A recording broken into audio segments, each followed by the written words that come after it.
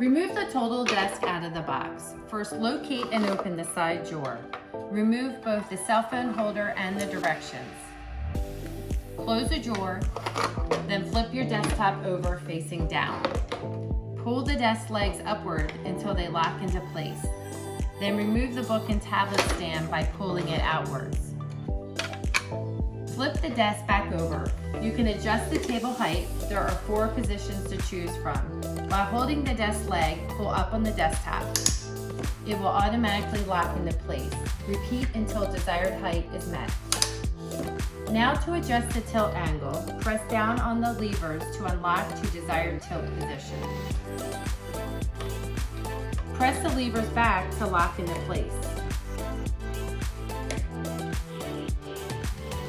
Next, to attach your phone holder, insert the arm of the phone mount into the phone mount bracket.